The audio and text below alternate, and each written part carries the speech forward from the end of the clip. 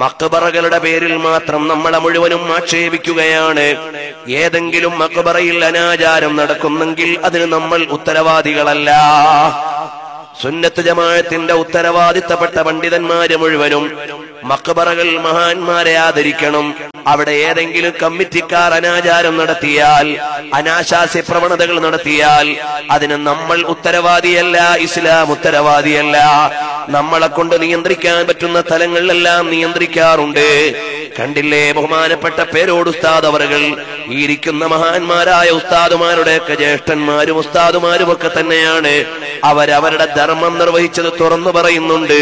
ഞങ്ങൾക്ക് അത്രയും ഒന്നും പറയാനില്ലെങ്കിലും അതാ ഞങ്ങളുടെ ഉസ്താദുമാർ അവരീ സമൂഹത്തിൽ വേണ്ട ദൗത്യം നിർവഹിക്കുന്നു.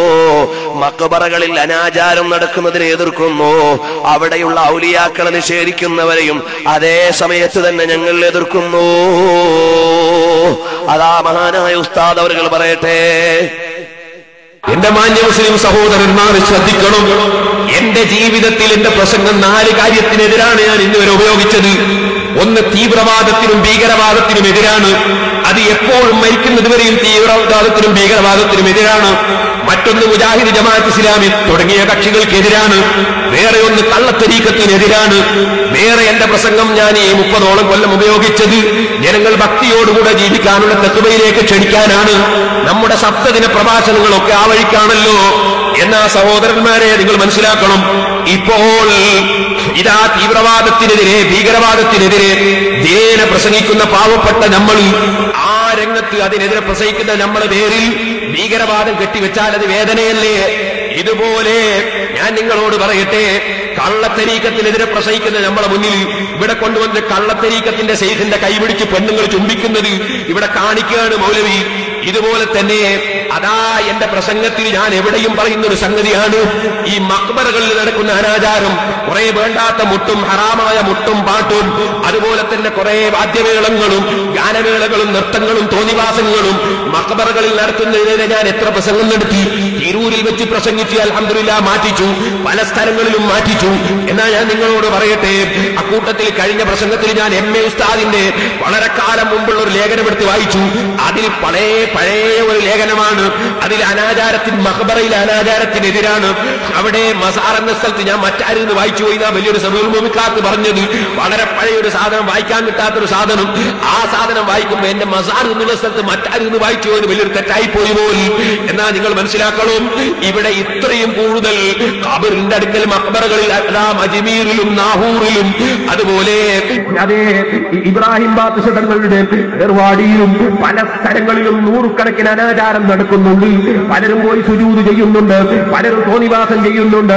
അതിനെതിരെ ശക്തിയായി പ്രസംഗിക്കുന്ന എന്നെ ഗണ്ണിക്കാൻ വന്ന മൗലവി ഇവിടെ ചെയ്ത തോന്നിവാസമാണ് ഞാൻ പറയുന്നത്.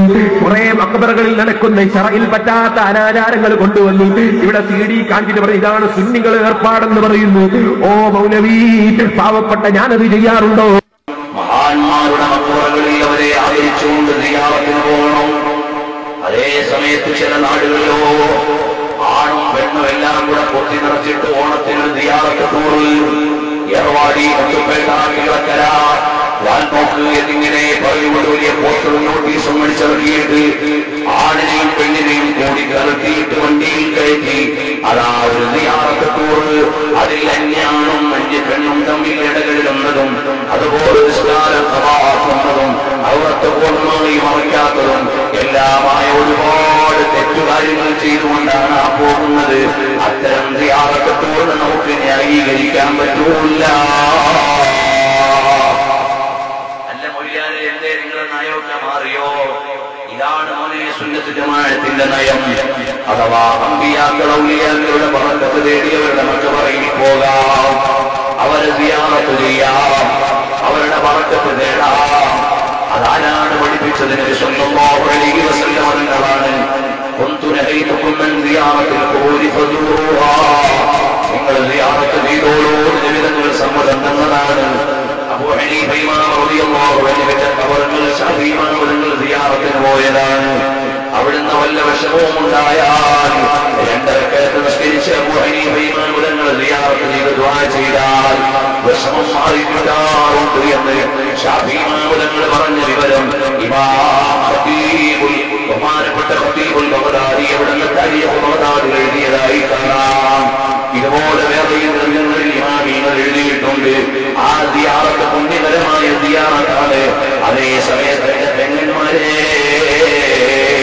തലയത്തോടും കഴുത്തൊന്നും മറക്കാതെ അതാ കരുനാഗപ്പള്ളി ശൈഖന്മാരുടെ അടുക്കലേക്കാണെങ്കിലും സിയാറത്തിൽ ചെന്നാൽ ഔലിയാക്കൾക്ക് പൊരുത്തമുള്ള കാര്യമല്ല. കോഴിക്കോട്ടുകാരിയായ ഉമ്മാക്ക് കരുനാഗപ്പള്ളി ശൈഖന്മാരെ സിയാറത്ത് ചെയ്യാൻ അവർ ഇസ്ലാം പഠിപ്പിച്ച മറ പാലിച്ചുകൊണ്ട് അവിടെ പോയി സ്ത്രീകൾക്കുള്ള സ്ഥലത്ത് പോയി മറ്റുള്ള പുരുഷന്മാരോട് ഇടപെടാതെ ബർക്കത്ത് തേടി ദുആ ചെയ്തു വരാം. അതേ സമയത്ത് അതാ ഇസ്ലാം പഠിപ്പിച്ച വേഷമില്ല, ഇസ്ലാം പഠിപ്പിച്ച ചിട്ടയില്ല, ഒന്നുമില്ല. അവിടെ സ്ത്രീകൾക്ക് വേറെ വഴിയുണ്ടെങ്കിൽ അതൊന്നും അവർക്ക് ബാധകമല്ല.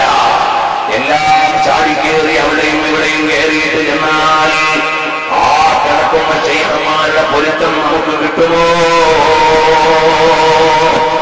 കിട്ടുകയില്ല.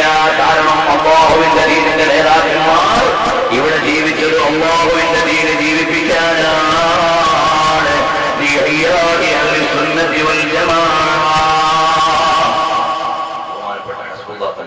നമ്മുടെ വേദിയിലേക്ക് വരുന്നു. അല്ലാഹു തആല ദീർഘായുസ്സ് നൽകുമാറാകട്ടെ.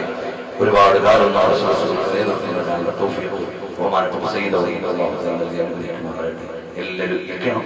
ഇൻഷാ അല്ലാഹ് ഞാൻ അല്പം കാര്യങ്ങൾ നിർത്തണം. തങ്ങളവർക്ക് നമുക്ക് ഉപദേശം നല്ല ദുആ ചെയ്തു. പ്രിയമുള്ള സഹോദരന്മാരെ, ഇതുപോലെ മഖബറയിൽ നടക്കുന്ന ചന്ദനക്കുടങ്ങളുണ്ട്, മഖബറയിൽ നടക്കുന്ന അനാചാരങ്ങളുണ്ട്. ഈ അനാചാരങ്ങൾക്കെല്ലാം കൂട്ടുനിൽക്കുന്നത് ഞങ്ങളല്ല, സുന്നത്ത് ജമാഅത്തിന്റെ അരിമീങ്ങൾ. ആ അനാചാരങ്ങൾക്കെല്ലാം എതിരാണ്. തിരുവനന്തപുരത്ത് പള്ളിയിലെ ഉറൂസുമായി ബന്ധപ്പെട്ട് പല അനാചാരങ്ങളുമുണ്ട്. അവിടുത്തെ കമ്മിറ്റിക്കാരോട് തന്നെ ഞാൻ പറഞ്ഞിട്ടുണ്ട്. പള്ളിയുടെ പരിസരത്ത് പോയി തന്നെ ഞാൻ അതിനെതിരെ സംസാരിച്ചിട്ടുണ്ട്. അൽഹംദുലില്ലാഹ് പല തവണയും അവിടെയുള്ള പരിപാടികളിൽ പള്ളിയുടെ പരിധിയിൽ തന്നെ ഈ മഖബറയിൽ ഇത്തരം അനാചാരങ്ങൾ നടത്താൻ പാടില്ലാതെ വളരെ ശക്തമായ ഭാഷയിൽ ഞാൻ എതിർത്തിട്ടുണ്ട്, സംസാരിച്ചിട്ടുണ്ട്. പ്രിയമുള്ള സഹോദരന്മാരെ, ഈ കഴിഞ്ഞ റമദാനിലും പള്ളിയിൽ വെച്ച ഒരു വേളയിൽ അതിന്റെ പരിസരത്ത് നടക്കുന്ന അനാചാരങ്ങൾക്കെതിരെ വളരെ ശക്തിയായി അല്ലാഹുവിന്റെ പേര് പറഞ്ഞ നിയമം അനുസരിച്ചുകൊണ്ട് ഞാനിവിടെ സംസാരിച്ചിട്ടുണ്ട്. നമ്മൾ അത്തരം അനാചാരങ്ങളെ എതിർക്കുന്നു, അതിനെ ആലിമീങ്ങൾ കൂട്ടുനിൽക്കുന്നില്ല. ഏതോ ചില ജാഹിലീങ്ങളാണ് ഇതുപോലെയുള്ള മഖബറകളോടെല്ലാം അനുബന്ധമായി പല അനാചാരങ്ങളും നടത്തുന്നത്. കാരണം പള്ളിയുടെ മിഹ്റാബ് എങ്ങോട്ടാണ് അറിയാത്ത പ്രസിഡന്റുമാരുള്ള കാലമാണിത്. പള്ളിയുടെ മിഹ്റാബ് എങ്ങോട്ടാ, എങ്ങോട്ടാ അറിയാത്ത പോലെ പ്രസിഡന്റുമാരായി ബാലറ്റ് പേപ്പർ വെച്ച് മത്സരിച്ചു വരുമ്പോ അവർക്ക് അല്ലാഹുവിന്റെ മതത്തിന്റെ നിയമം അറിയുമോ? പള്ളി പണിയാൻ നേരെ എഞ്ചിനീയർ വിളിക്കും, അതുപോലെ തന്നെ മേശിരിമാരെ വിളിക്കും, അതുപോലെ ആർക്കിടെക്റ്റിനെ വിളിക്കും, പെയിന്റ് അടിക്കാൻ പെയിന്റർമാരെ വിളിക്കും. എല്ലാത്തിനും ഓരോ വകുപ്പിലുള്ള ആളുകളാണ്. മസ്അല ചോദിക്കാൻ മൊയ്യന്മാരെ വിളിക്കുക, മസ്അല ചോദിക്കാൻ ആലിമീങ്ങളോട് ചോദിക്കണം. അത് ഈ സമുദായം പാലിക്കേണ്ട പ്രത്യേകമായ ശ്രദ്ധയാണ്. അതല്ലേ അല്ലാഹുവിന്റെ പരിശുദ്ധമായ നിയമം. ആ നിയമം അനുസരിച്ചുകൊണ്ട് തന്നെ മതവിധി നടത്താൻ കഴിയണം. അവിടെ നമ്മുടെ ഉമറാക്കൾ പലതരത്തും വീഴ്ച വന്നു പോവുകയാണ്. ഞാനൊരിക്കൽ ജമാഅത്തിൽ ചെന്നപ്പോൾ ആ കത്തിലുള്ളത് എന്താണ്? വ്യക്തമായി തലാഖ് ചൊല്ലിയ വിവരം ഒരാൾ പള്ളി കമ്മിറ്റി അറിയിച്ചു. ഞാൻ എന്റെ ഭാര്യയെല്ലാം ചൊല്ലി, അതിന്റെ എല്ലാ നിബന്ധനകളും തലാഖില്ല. പള്ളി കമ്മിറ്റിക്കാർ യഥാർത്ഥത്തിൽ ആലിമിനെ കാണിക്കേണ്ടതാണ്, ആലിമിനെ കാണിക്കേണ്ടതാണ്. എന്നാൽ അത് കാണിച്ചില്ല. അവര് കമ്മിറ്റി കൂടിയിട്ടൊരു കത്ത് തിരിച്ചെഴുതി. കുടുംബജീവിതം എന്ന് പറഞ്ഞാൽ നിനക്ക് തമാശ കളിക്കാനുള്ളതല്ല, അതുകൊണ്ട് നിങ്ങൾ ഒരുമിച്ച് ജീവിക്കണമെന്ന് കമ്മിറ്റിക്കാരെ തിരിച്ച് കത്തെഴുതി.